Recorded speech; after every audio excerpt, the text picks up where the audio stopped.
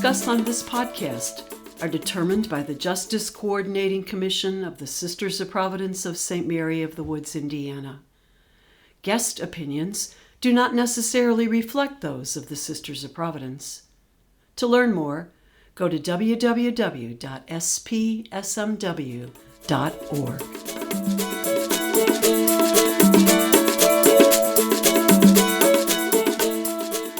Welcome to Just Us, where we talk about creating an equitable human community and influencing change. Through shared stories, conversation, and inspiration, you will learn how you can make a difference in your community. I am your host, Susie Ray, Providence Associate. In today's episode, I would like to introduce our guest, Sister Barbara Batista, who is joining us in this shared space to discuss her recent trip to Palestine. Sister Barbara, would you like to introduce yourself to us? Sure. Thanks, Susie. I'm so glad to be here today. So, as you have already heard, I'm Sister Barbara Batista. I am our congregation's justice promoter. That's another way of saying community organizer. I've been doing this role since 2018 and have a background in healthcare and living here right here at St. Mary of the Woods in West Central Indiana. Well, we're glad to have you today. And for our listeners, we hope you're motivated by Sister Barbara's experiences and insights, and let's take action for the common good. As Carrie Newcomer says in her song, "If not now, tell me when." For centuries, ownership of the land in the historic Palestine, Gaza, the West Bank, and the state of Israel has been disputed and fought over. However, there's also periods of time when Palestinians and Muslims and Christians and Jews lived together peacefully in Palestine. As we've seen on the news, recent attention has brought to the forefront, starting back on October 7, 2023, when Hamas broke through the barriers enclosing Gazans inside what some would call the world's largest open-air prison, and attacked Israelis, mainly young people that were attending the Nova Music Festival in an area within Israel called Eshkol Regional Council. It's in the Southern District, and it's right on the border of Gaza.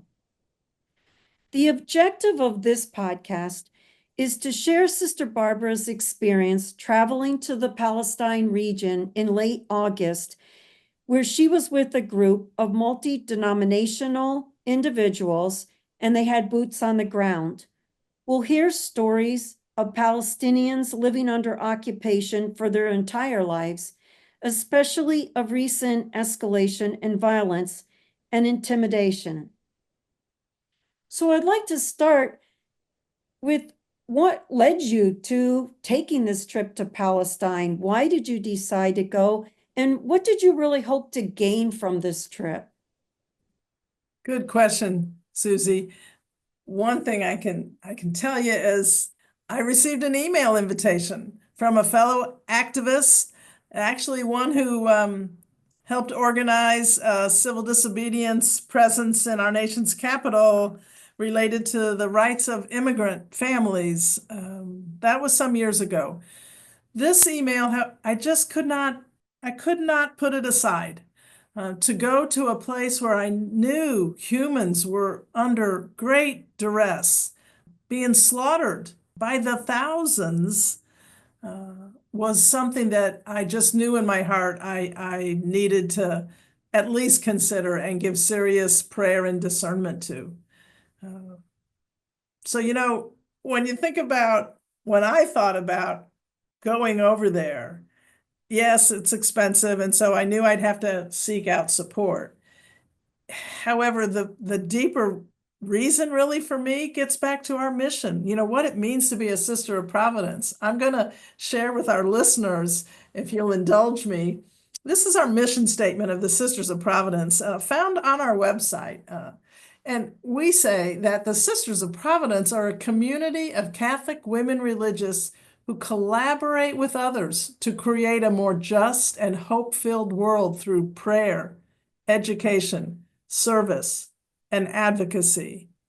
Well, this trip to Palestine, thinking about it before I went, and now, especially now that I've experienced Palestine, the people, and the whole situation over there, it meets all those criteria.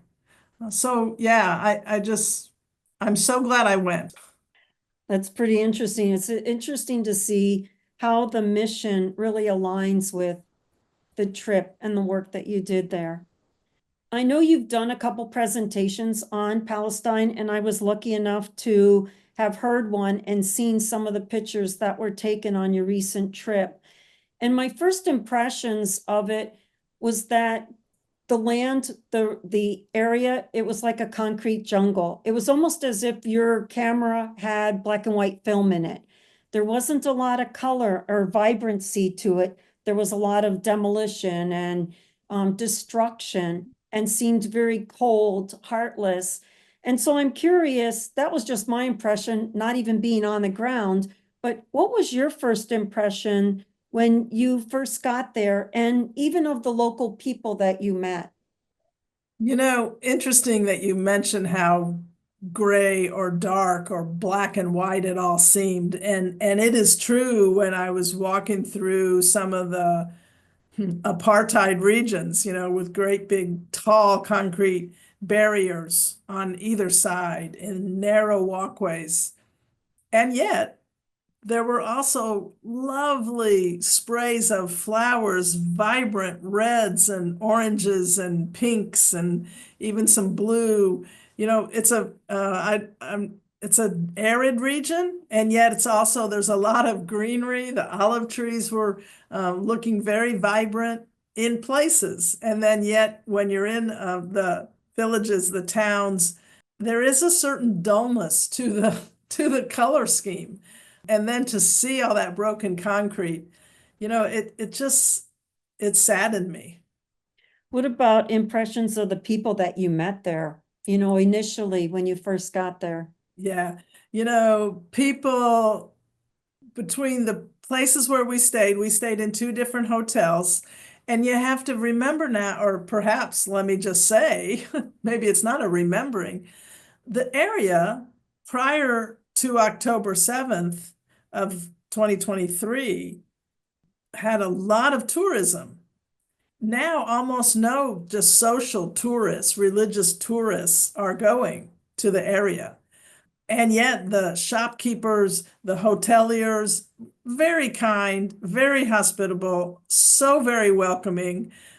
As an English speaker with a little bit of Spanish ability, but no Arabic or Hebrew, I didn't have any trouble communicating. So they're very kind and solicitous to me and to my entire delegation. We were 28 people. It was no easy task to feed us and keep track of where we needed to go.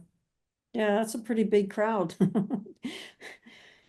We talk about stories that really, help us to better understand what day-to-day life is. And when you were there were a lot of stories that you have told us about what it was like. And one in particular was about a daughter, and her name was Leon Nassar.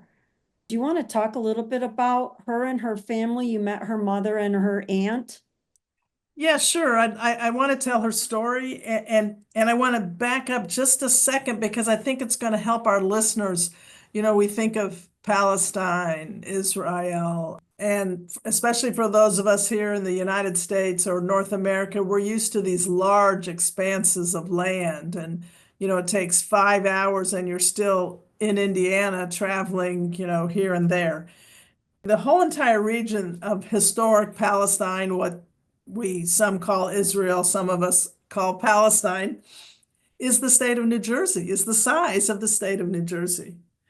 And then the West Bank, where we stayed, about the size of Delaware. And then the Gaza Strip, the place of such destruction of life and property and demoralizing behaviors and treatment.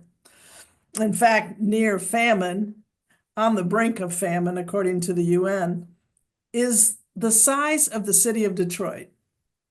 So I think it's just helpful when we, especially here in North America, try to get our head and our heart wrapped around what's going on, especially to Palestinians in that region.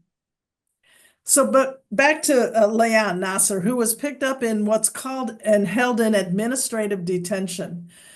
There are, at the time we were in country, there were 3,400 persons held in administrative detention. That's a category, not like a criminal, not where you've been charged with an offense or sentenced to a certain number of days, months, or years in prison or incarcerated.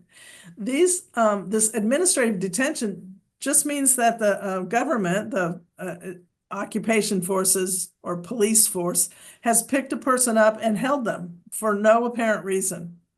According to how I understand it, the government can hold a person for 4 months in this detention process, renewable ad nauseum, renewable every 4 months. So at the time we were there, she had been held in detention since the 7th of April. Her mother, was nearly distraught by it all. The thought that, not knowing how her daughter is, not knowing if she's being well treated, not knowing if she's even being fed. So it was really, really tough. Her aunt was there with us during the presentation, and I want to share what her aunt had to say. It really touched many of us, if not all of us. And her aunt's name is Tanya, and and this is a direct quote. She said to us, "We fear the worst. The Israeli mind is plotting our end. I wonder what they are thinking, the settlers who watch me as I water my plants." And let me interject, settlers means the Israeli activist settlers who continue to try to intimidate people and get them to move off their property. So the settlers who watch me as I water my plants, I continue the quote. The land is our mother, she says. Connection is physical. Our olive trees are being butchered, our homes bombed. Their dream is a nightmare for us, but it must also be a nightmare for them. Why should Leanne be in prison? This isn't just a political issue, it's an existential issue for them and for us. She went on to say, people like you, trying to feel, trying to help, our only hope is your anger. I pray your anger reaches your government. That was such a call to action for us, for me, and for most of us. We talked about it afterwards, and she went on to surprise us. She's an opera singer. She went on to sing for us. Of course, it was in Arabic, but basically the gist of her song was talking about a bird. You are so lucky, O bird. You are free and able to move as you wish, and I am an oppressed prisoner. The refrain kept going, you are so lucky, O bird. Save me, O bird. Teach me how to fly. Save me, O bird. And it went on and on. So it's really hard to put in words how I felt sitting in that conference room, hearing Leanne's mother and then her aunt, as I just quoted, speak about the horrendous treatment of Leanne, and yet speak with such wisdom, such power, and really a call to us as Americans. They're receiving us into their space, into their heart, and it's our government who's propping up the Israeli government. When I hear that, is just how resilient they are. Yes. It's amazing because, I mean, you probably have so much built up anger and animosity and along with being scared, for your daughter. I mean, I just can't imagine that. Yes. Every one of the families we interacted with, the resilience is a great way to describe the people we met. Yeah, it's amazing.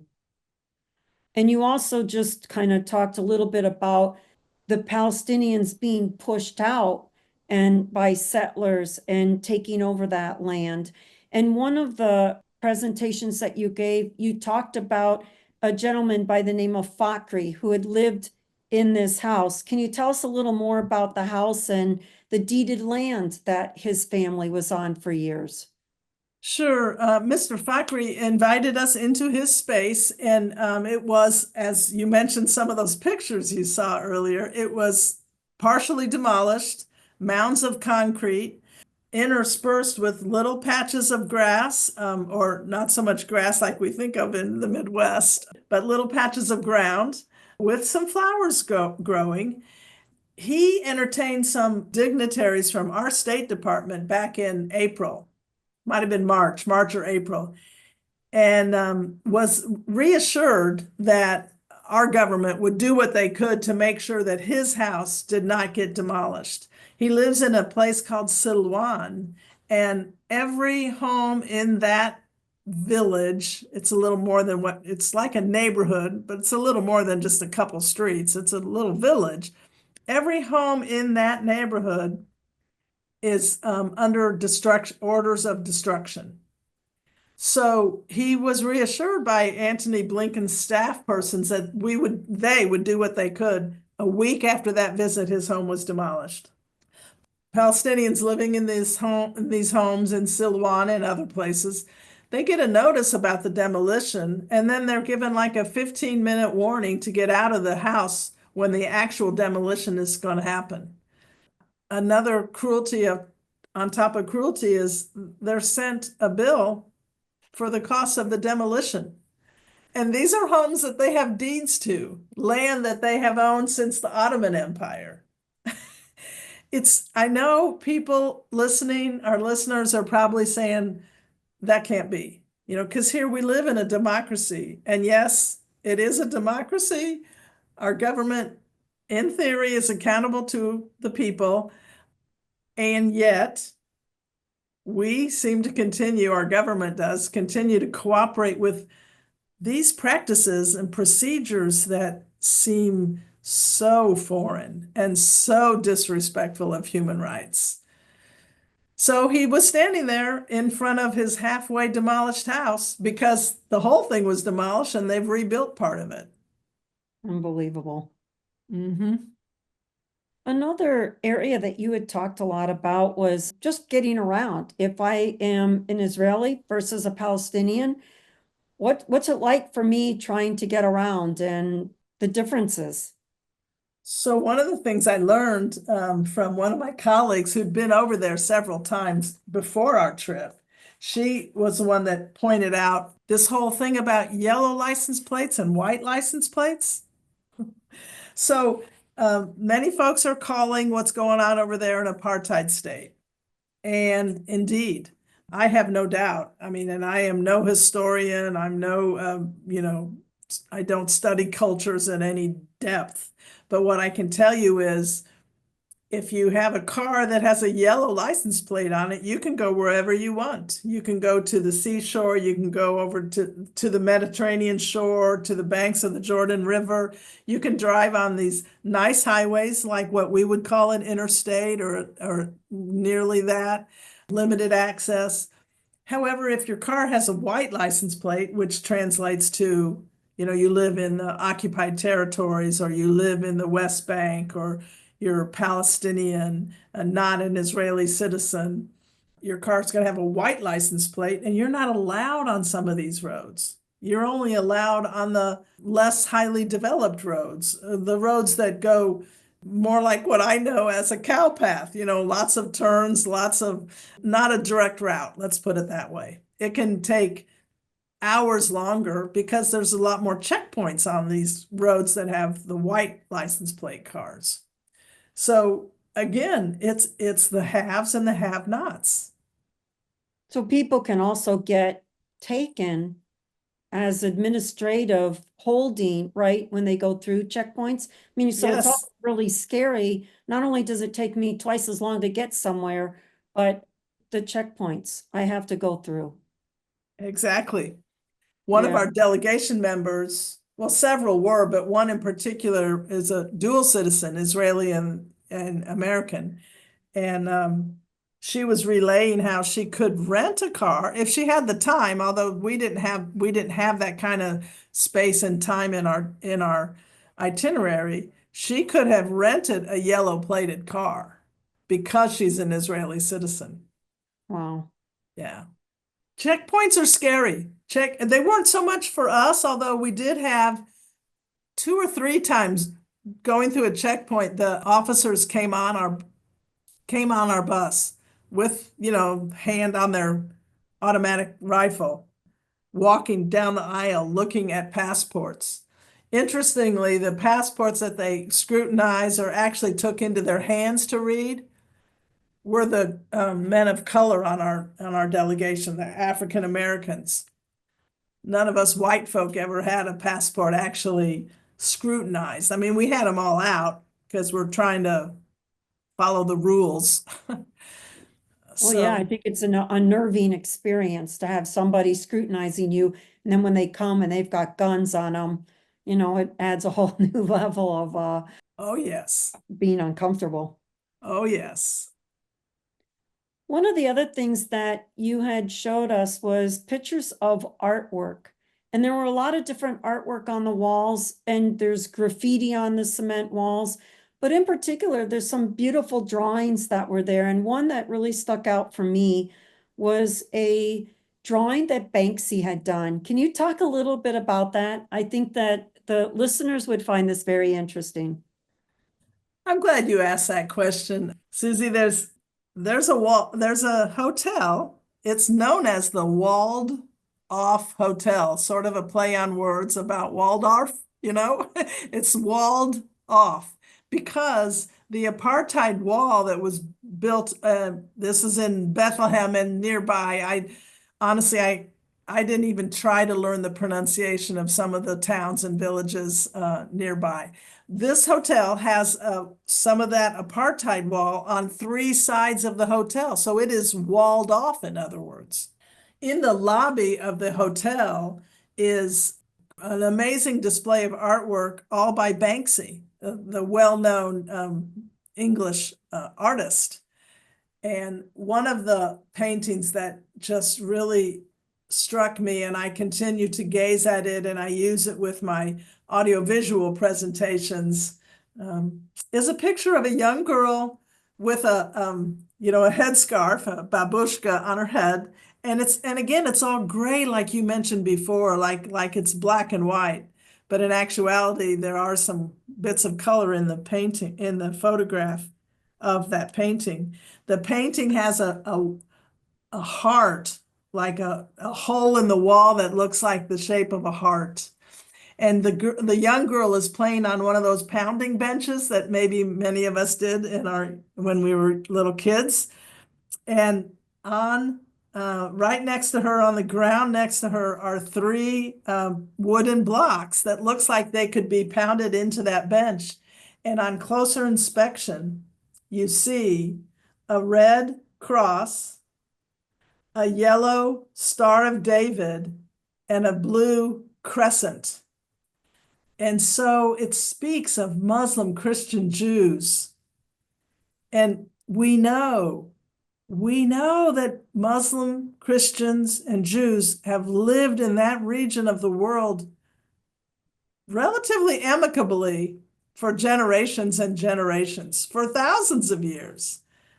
And yet, right now, this occupation, for some, think or understand that this is a war about religion, and it has nothing to do with faith and religion. It's not about Muslims hating Jews or Christians hating Muslims. It's not that at all. That's a good point. One of the other things that you shared with us was watermelons. Like, what do watermelons mean? What do they symbolize and how are they used? You see watermelons in artwork and in photographs and in graffiti. And one of our delegation members helped explain this to us. And I cannot recall how long ago the occupation forces, the Israeli government, made it really clear that in the occupied territories, Palestinians that chose to fly the Palestinian flag were in for trouble. That was through intimidation, harassment. I can't quote to you the law, so I can't say that it's necessarily illegal, but it was clearly you did this at your own risk. And so through the years, and this was, years and years ago, the state of Israel was created in 1948. So Palestinians have been living under occupation since 1948. So anyway, so if you can picture the Palestinian flag, it's red and green and white. Mhm. Red and green and white. And so the land of Palestine, fruits grow there, olive trees, watermelon, mango, grapes, and some creative folks within the Palestinian community decided that the government can't outlaw watermelons. They're natural to that environment. And so, and the watermelon has those three colors. If you can picture the rind sort of as white, the skin is green, and the inside is red. Well, there you go. And you've got a little bit of black with the seed of the watermelon. So there you go. You have the colors of the Palestinian flag within a watermelon. And so you'll see watermelons even being carried in the street protests or rallies or conferences. You'll see watermelons drawn on posters and on, emblems or logos of different companies or different organizations. So the watermelon has become quite a symbol of resistance. We get back to the resilience of the people. Yeah, it's a really clever symbol of solidarity of the people. I just think that's pretty cool. Mm-hmm. So now you're back in Indiana and you've had time to decompress about your trip. And curious, how do you feel that this experience of going to Palestine affected you? Wow. What I can say is that it has changed me.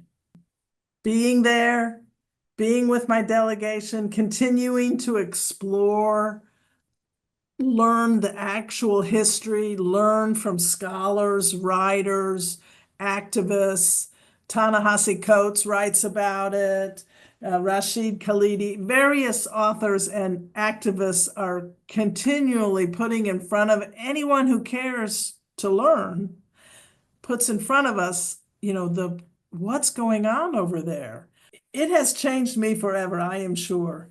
One of the quotes that really, really moved me was one of my colleagues who mentioned that, and I'm not sure who she was quoting exactly, but she was talking to us about how this is the most documented and publicized in real time genocide in history.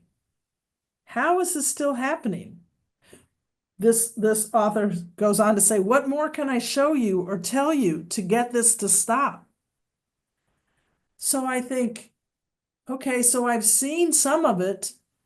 I've talked to the people, and just because I'm now back in my home space, in my comfortable little nook of the land of West Central Indiana, St. Mary of the Woods, I like to call this place God's country because I believe it is God's country. And yet I feel compelled to talk about it, to shed a little bit of light into the darkness. So I'm going around. I've talked to some of the church groups around towns. I've gone up to northern Indiana. I've recently recorded a presentation and posted it to our YouTube page. I interact with our delegation members. We support one another. And, I'm starting to encourage people to go over there, others that I know. And if they're not up to going, well, then you know what? I ask them to support somebody else who would go. Because really, when you get right down to it, like some of the other work I do, which I also am involved in work to abolish the death penalty.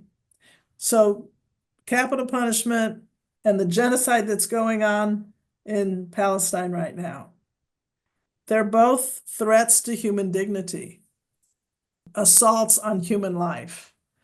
Of course, one to the scale, the scale of capital punishment in the United States versus the genocide in Gaza and Palestine writ large, there's almost no comparison if you're going to just talk about numbers. But when you talk about human life and respecting the dignity of human life, they are on an equal par. So how has it affected me? I believe in just about any way I can imagine. And so I wear the keffiyeh most days. I have it on at some part during the day, or when I'm going out in public, or here in our mother house with our own common prayer.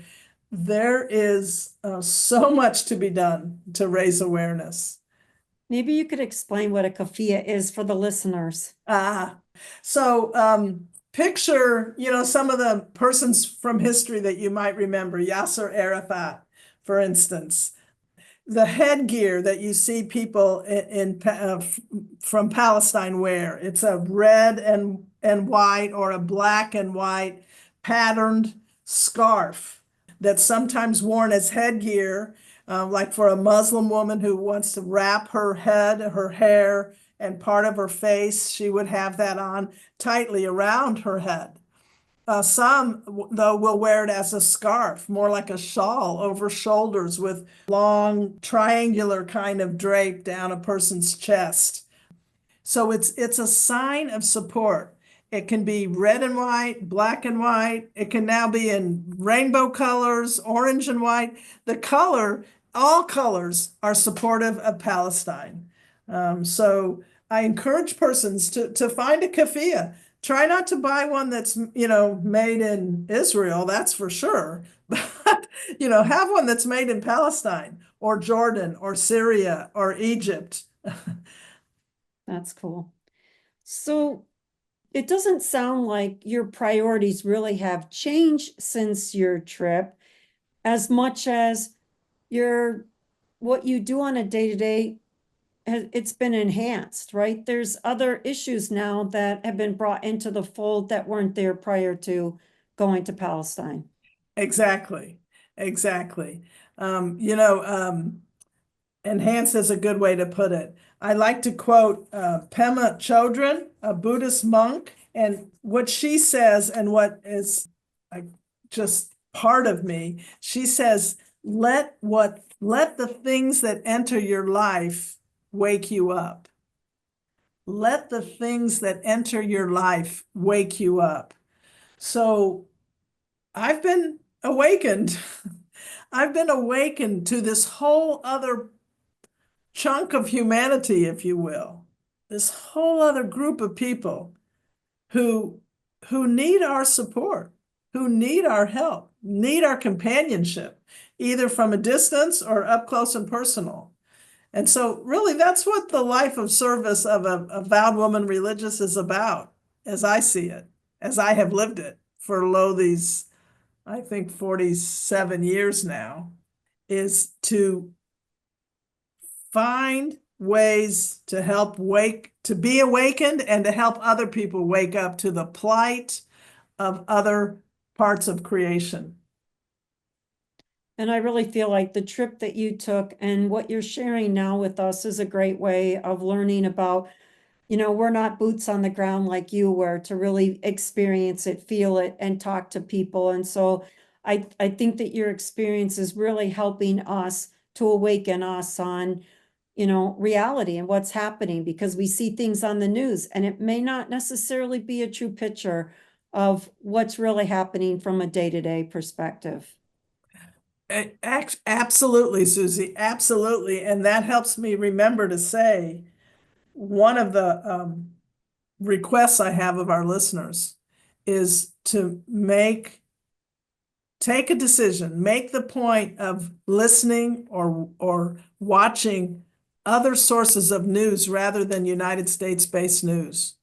Supplement your news with The Guardian or from England or from Al Jazeera or the BBC, other places that are not for profit and that are not run by, I'll be honest, not run by empire, not run by the United States, or not beholden to donors from the United States, because you're going to hear or see a different picture, a different take on the news. Read The Intercept, read BBC, read Al Jazeera. Those are reliable sources of a much broader and more comprehensive picture of what's going on. Those sources are not influenced by the Jewish lobby in our Congress, Israeli lobby in our Congress. That's a really good suggestion. And I think it brings to one of our important parts of our podcast, and that is our call to action and what our listeners can do within their own community and with their own awakening of what's happening in Palestine. Can you share with us the news outlets? Absolutely, I agree with. Are there other things that our listeners can be doing? Yes, for sure. One of the things, if you like to read a book called The 100 Years War on Palestine by Rashid Khalidi, would be a great place to start. It's heavy reading, and yet I think it's almost necessary, especially if you're like me and needed to understand better the background even before 1948 and all that happened in the run up to 1967 and all the events that have led us to where we are today. Another organization to follow would be Jewish Voice for Peace, Jewish Voice for Peace. And then, of course, our sponsoring organization is Sabeel. That's Sabeel. Sabeel, a Christian Liberation Theology Center that hosts delegations and so much more based out of Jerusalem. There are Friends of Sabeel all over the world. And of course, Friends of Sabeel North America is the organization that helped me and others do fundraising. I would be remiss if I did not mention in the calls to action, funding persons going over there or funding these organizations I just mentioned are a great way to help support the movement towards a more just and humane society in the Middle East, and particularly in Palestine. I would not have been able to go over there without the very generous supporters. I mean, over 100 folks helped me through adding to my fundraising campaign. So yeah, that makes a big difference. Some of us will never travel to that region, either because of the distance or because of the emotional or physical climate, or they're just not tending to do that. But to be able to support somebody to go helps a lot. And for sure, if you'd ever like to contact me, if you have questions for your own consideration of going or just any other questions or comments, do not hesitate to contact me. You can reach me by email at bbatta@spsmw.org. That's our community's letters, spsmw.org. I'll be happy to contact you. Do you hope to go back again sometime? Yes, I certainly do. God willing, my community's very supportive. I haven't gone asking yet for the next trip, but Yeah. yes, I will be That's asking. great. That's great. Well, we really appreciate your time today in learning more about Palestine, what's happening, and some of the stories that you shared, that we can hear more about what's happening on a day-to-day basis there. So we thank you for that. We also hope that our listeners have been inspired and have learned from your talk today. Are you now ready to make a difference within your own community? If not now, tell me when. We hope you enjoyed this episode and will share it with others. Please leave your comments, review, and any suggested topics at www.spsmw.org. Talk with you soon.